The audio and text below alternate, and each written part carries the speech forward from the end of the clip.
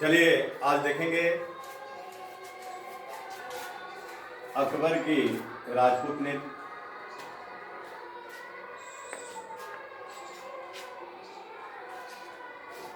राजपूत नीति, धार्मिक नीति, अकबर द्वारा चलाई गई मुद्राएं, अकबर द्वारा चलाई गई मुद्राएं,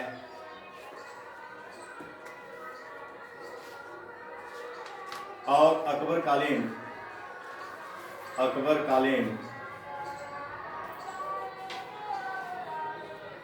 वास्तुकला के उदाहरण,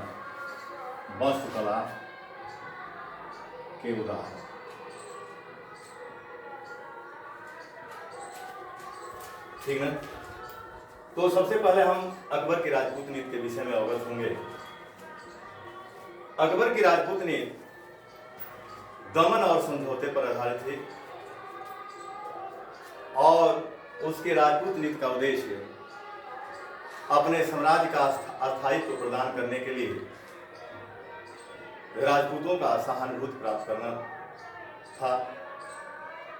अकबर ने राजपूत नीति के द्वारा ही 1563 में तीर्थ यात्रा कर को समाप्त किया था और 1564 ईस्वी में जजिया कर को समाप्त किया था। जजिया कर हिंदुओं से लिया जाने वाला एक धार्मिक कर था, तो उसने अपनी राजपूत नीति के द्वारा ही उसको समाप्त किया था। अब देखेंगे अकबर का धार्मिक नीति। उसकी धार्मिक नीति सार्वभौमिक सहिष्णुता पर आधारित थी। इस नीति के तहत उसने सुलह कुल नीति को अपनाया। सुलह कुल नीति का मतलब होता है उसने सभी धर्मों के साथ सामंजस्य स्थापित करना चाहता था और सुलह कुल नीति को शांतिपूर्ण व्यवहार का सिद्धांत भी कहा जाता है। अकबर के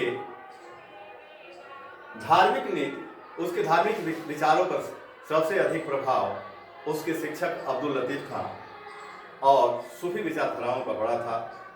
1582 ईस्वी में अकबर ने तौहीद इलाही, जिसको दीन इलाही धर्म के नाम से भी जाना जाता है, उसने चलाया और दीन इलाही धर्म में दीक्षा के लिए उसने इतवार दिन को निश्चित किया था।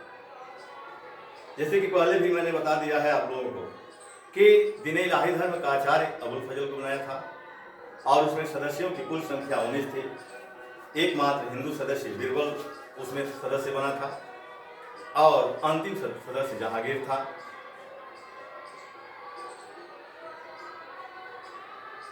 ठीक ना। तो दीन इलाही धर्म चलाया, धार्मिक नीति के तहत उसने दीन इलाही धर्म चलाया था और दीन इलाही धर्म आपका एकेश्वरवाद सिद्धांत पर आधारित था। ठीक ना। अब देखेंगे अकबर द्वारा चलाई गई मुद्राएं। तो अकबर द्वारा चलाई गई जो मुद्राएं हैं उसमें पहली मुद्रा अकबर कालीन मुद्रा, और यहां धात लिख लेंगे। उसके समय की सबसे उच्च कोटि की मुद्रा शाहनशाह थी, शाहनशाह, और वह स्वर्ण धात में चलाया था। किस धात में? स्वर्ण धात में चलाया था। ये उच्च कोटि की मुद्रा थी।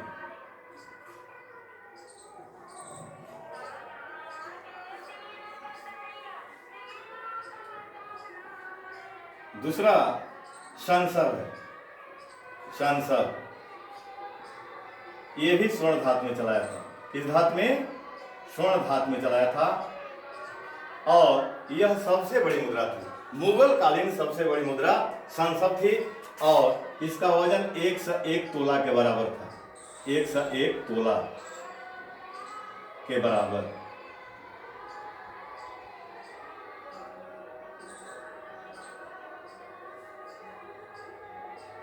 इसके बाद इलाही मुद्रा चलाया उसने, इलाही मुद्रा, और इलाही मुद्रा भी स्वर्ण धातु में चलाया था। यानी इलाही मुद्रा भी स्वर्ण धातु में चलाया था, स्वर्ण धातु में। और यह गोल मुद्रा थी। ये क्या थी? गोल मुद्रा थी।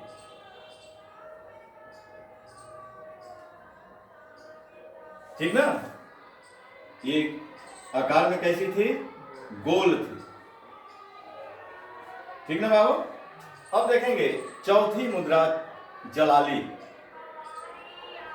जलाली ये चौकोर मुद्रा थी। आकार में कैसी थी? चौकोर। और यह चांदी धातु में चलाया था। किस धातु में? चांदी धातु में चलाया था। इसके बाद मोहर एक प्रकार की मुद्रा थी, मोहर, और यह भी स्वर्ण धातु में चलाया था, स्वर्ण धातु।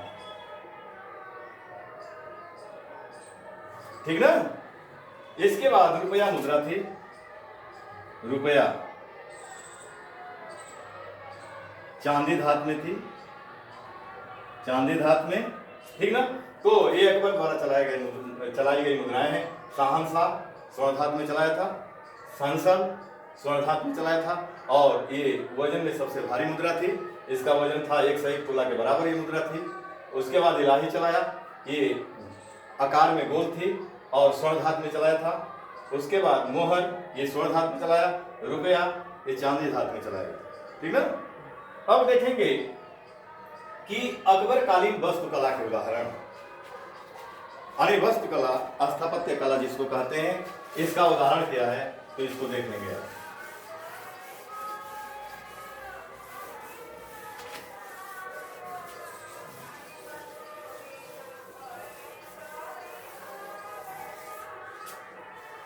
अकबर कालीन वास्तुकला।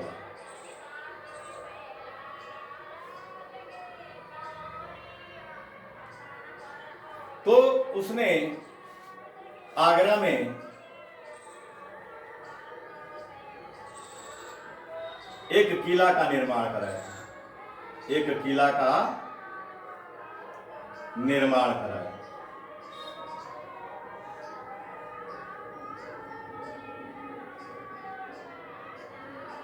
ठीक ना?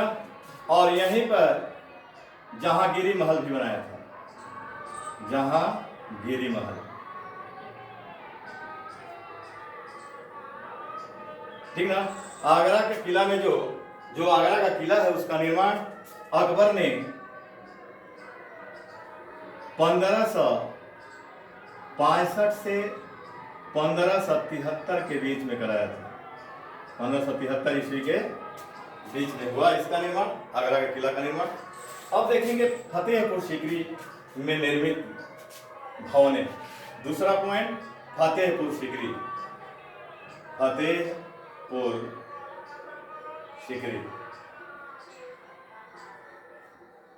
तो उसने फतेहपुर सीकरी में दीवाने आम, दीवाने खास, जोधाबाई का महल, पंचमहल जिसको हवा महल के नाम से भी जाना जाता है, उसके बाद जामा मस्जिद, और जामा मस्जिद के दक्षिणी द्वार पर 134 फीट बुलंद, यानी 134 फीट ऊंचा बुलंद दरवाजा का निर्माण कराया था। और जामा मस्जिद के विषय में फर्ग्यूसन ने कहा है, यानी पत्थरों में रुमानी कथा कहा है जामा मस्जिद को। उसके बाद तुर्की सुल्तान का महल, और तुर्की सुल्तान का जो महल है उसके विषय में पर्सी ब्राउन ने कहा है कि यह स्थापत्य कला का मोती है। उसके बाद आपका शेख सलीम चिश्ती का दरगाह का निर्माण कराया था। ठीक ना? उसके बाद इस्लाम शाह के मकबरे का निर्माण कराया था। इस्लाम शाह शेख सलीम चिश्ती के पौत्र थे। उसके बाद हिरण महल बनवाया था, जहांगीरी महल बनवाया था। तो फतेहपुर सीकरी में जो निर्मित वास्तुकला के उदाहरण है उसमें पहला दीवाने आम है।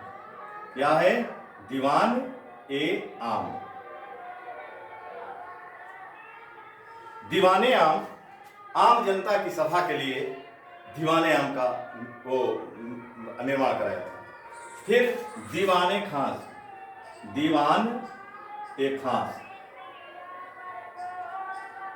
दीवाने खास का मतलब होता है कि जो दरबार के खास व्यक्ति थे उनके लिए दीवाने खास में मीटिंग बुलाई जाती थी, ठीक ना।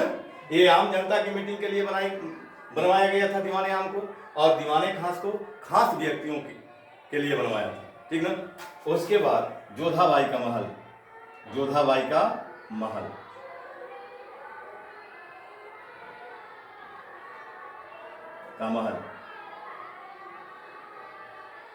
ये सबसे बड़ा महल था फतेहपुर सीकरी में निर्मित, जो अन्य स्थापत्य कला के उदाहरण है उसमें सबसे बड़ा जोधाबाई का महल था।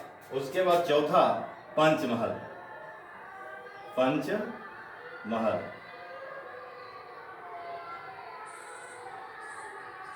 इसको हवा महल भी कहते हैं, हवा महल का निर्माण करवाया। फिर पांचवा जामा मस्जिद, जामा मस्जिद, और जामा मस्जिद इसके दक्षिणी द्वार पर, यानी जामा मस्जिद के दक्षिणी द्वार पर, दक्षिणी द्वार पर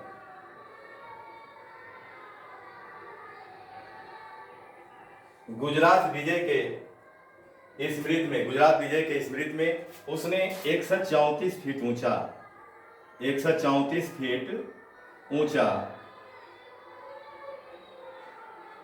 बुलंद दरवाजा का निर्माण कराया था, बुलंद दरवाजा का निर्माण कराया।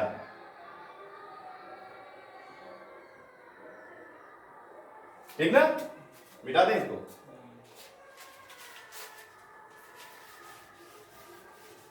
इसके बाद फतेहपुर सीकरी में उसने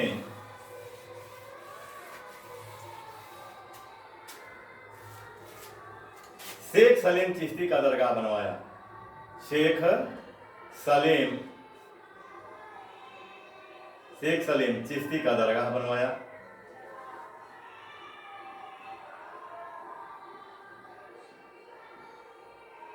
अगला पॉइंट, उसने इस्लाम शाह का मकबरा बनवाया, इस्लाम शाह का मकबरा बनवाया।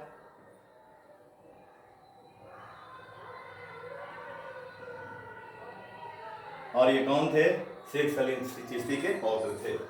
उसके बाद तुर्की सुल्तान का महल बनवाया, तुर्की सुल्तान का महल, सुल्तान का महल बनवाया।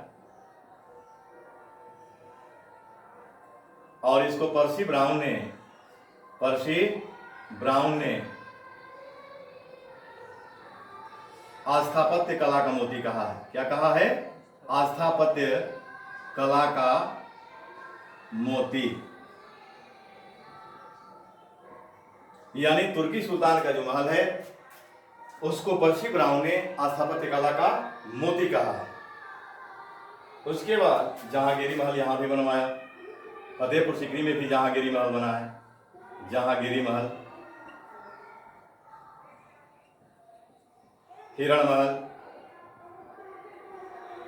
हिरण महल। तो ये फतेहपुर सीकरी में निर्मित आपके वास्तुकला के उदाहरण है। उसके बाद आगरा में उसने, आगरा में कह रहा हूं, इलाहाबाद में अकबर का किला का निर्माण कराया था, ठीक ना। और अकबर ने जब लाहौर में अपनी राजधानी 1585 में ले गया तो वहां लाहौर का किला का निर्माण कराया। तो अकबर के समय के वास्तुकला के उदाहरण ये मिलते हैं। अब देखेंगे अकबर कालीन साहित्य। मिला ने?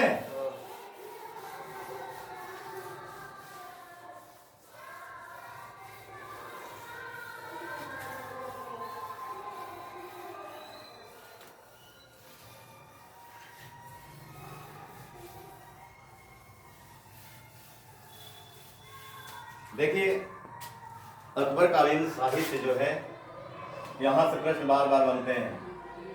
अकबर कालीन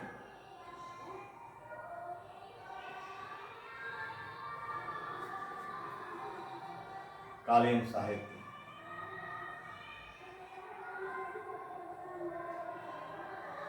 यहां से बार बार प्रश्न बनते हैं, जैसे नफाइंस उल मासिर, इसकी रचना किसने किया है? अभी अकबर के समय में नफाइंस उल मासिर का रचना किसने किया है? अल उदौला कजवीनी ने किया है। अल उदौला कजवीनी, यानी नफाइंस उल मासिर की रचना अकबर के समय किसने किया है? अल उदौला कजवीनी ने किया है। दूसरी रचना अकबरनामा, अकबरनामा, इसकी रचना अबुल फजल ने किया है। अबुल फजल। तीसरा आईने अकबरी, आईने अकबरी, देखिए आईने अकबरी की रचना अबुल फजल ने किया है। देखिए आईने अकबरी अकबरनामा का ही तीसरा भाग है, यानी अकबरनामा जो देख रहे हैं इसके 3 भाग हैं और तीसरा भाग ही आईने अकबरी है। तो आईने अकबरी अगर पूछता है कि किसकी रचना है तो अबुल फजल की रचना है। उसके बाद तबकाते अकबरी, तबकात ए अकबरी, तबकाते अकबरी की रचना निजामुद्दीन अहमद ने किया था। निजामुद्दीन अहमद, ठीक ना। अब देखेंगे कि एक बहुत महत्वपूर्ण रचना है मुंतखाब उल तवारीख, मुंतखाब उल तवारीख,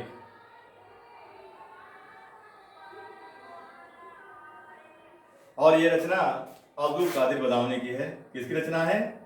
अब्दुल कादिर बदाऊनी। यह अकबर के धार्मिक नीतियों का कट्टर विरोधक था, ठीक ना। मुंतखाब उल तवारीख किसने लिखा है? अब्दुल कादिर बदाऊनी ने लिखा है और अकबर के धार्मिक नीतियों का एक कट्टर विरोधक था। इसके बाद तारीख ए अल्फी है, तारीख ए अल्फी, इसकी रचना मूला दाऊद ने किया था। किसने किया था? मूला दाऊद। तो एक बार और पुनरावृत्त कर लेंगे। नफाइंस उल मासिर जो अकबर के समय में लिखी गई रचना है, उसकी रचना अल उदौला कजवीनी ने किया है। अकबरनामा की रचना अबुल फजल ने किया है। आईने अकबरी की रचना अबुल फजल ने किया है और अकबरनामा का तीसरा पार्ट ही आईने अकबरी है। तबकाते अकबरी की रचना निजामुद्दीन अहमद ने किया है। मुंतखाब उल तवारीख की रचना अब्दुल कादिर बदाऊनी ने किया है और तारीख अल्फी की रचना मूला दाऊद ने किया है। अब देखिए अकबर के शासनकाल में संस्कृत ग्रंथों का फारसी में अनुवाद करने के लिए फैजी के निर्देशन में एक अनुवाद विभाग का गठन किया गया और संस्कृत ग्रंथों का फारसी में अनुवाद किया गया। तो अब हम यहाँ देख लेंगे कि अनुवाद विभाग के तहत किन किन ग्रंथों का फारसी में अनुवाद किया गया। मिटा दें?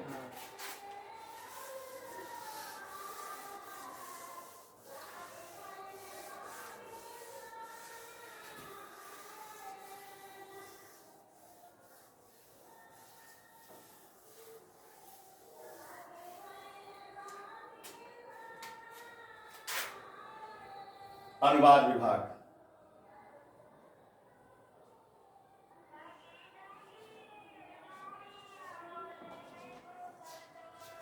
गठन किसके निर्देशन में हुआ था? गठन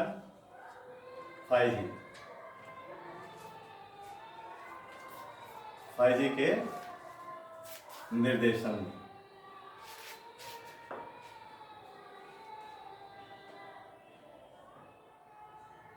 हुआ था। अब इसके द्वारा निम्न संस्कृत ग्रंथों का संस्कृत ग्रंथों का फारसी में अनुवाद किया गया। फारसी में अनुवाद किया गया।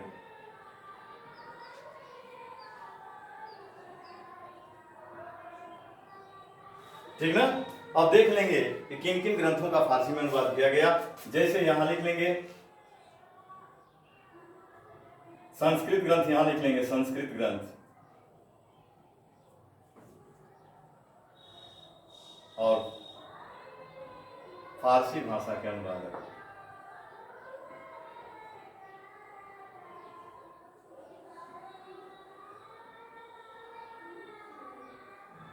तो यहां देख लेंगे, एक एक करके देखेंगे।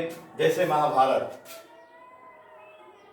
महाभारत यानी अकबर के शासनकाल में महाभारत का फारसी में अनुवाद किया गया और इसका नाम रज्मनामा रख दिया गया था। रज्मनामा यानी फारसी में अनुवाद करके इसका नाम क्या रखा गया था? रज्मनामा। और फारसी में अनुवाद किन किन लेखकों ने किया था उनका नाम मिलता है फैजी, नकीब खां और बदायूनी। ये तीन लोगों ने मिलकर के महाभारत जो संस्कृत ग्रंथ है उसका फारसी में अनुवाद कराया। अब महाभारत किसकी रचना है? तो महर्षि वेदव्यास की है। दूसरा रामायण संस्कृत ग्रंथ है और महर्षि वाल्मीकि की रचना है और इसका फारसी में अनुवाद फैजी ने किया, नकीब खां ने किया और बदायूनी ने किया। यानी जो महाभारत का फारसी में अनुवाद किया था वही रामायण का भी फारसी में अनुवाद किया था। अब भागवत पुराण, तो भागवत पुराण का फारसी में अनुवाद टोडरमल ने किया था। टोडरमल। उसके बाद लीलावती, ये देखिए संस्कृत भाषा में लिखित गणित पर प्रसिद्ध रचना है और ये भास्कराचार्य की रचना है और इसका फारसी में अनुवाद फैजी ने किया था। किसने किया था? फैजी ने किया था। ठीक ना। उसके बाद आपके अथर्ववेद,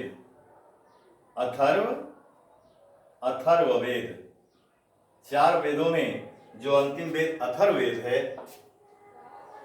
इसका फारसी में अनुवाद इब्राहिम सरहिंदी ने किया है। कौन किया है? इब्राहिम सरहिंदी ने फारसी में अनुवाद किया। राज तरंगड़ी,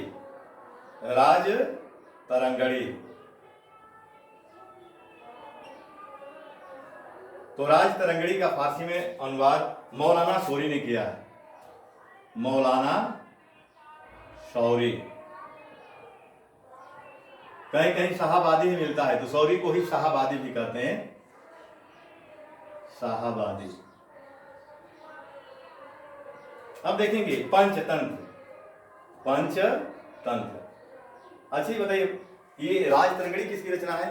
कलहर की रचना है और राज तरंगड़ी में कश्मीर का इतिहास मिलता है और राज तरंगड़ी की रचना 12वीं शताब्दी में किया गया था। यह भी जानते रहिएगा।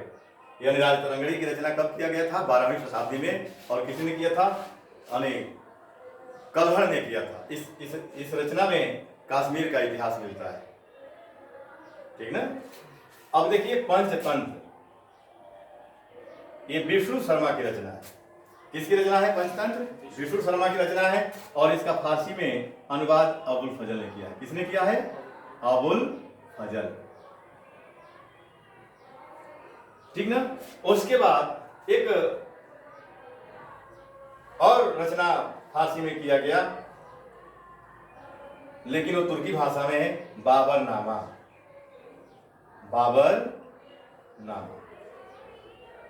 इसको तुजुके बाबरी के नाम से भी जाना जाता है और बाबरनामा का फारसी में 2 बार अनुवाद किया गया है। एक बार तो अब्दुल रहीम खान ने किया है, अब्दुल रहीम खाना और दूसरा व्यक्ति पायंदा खान।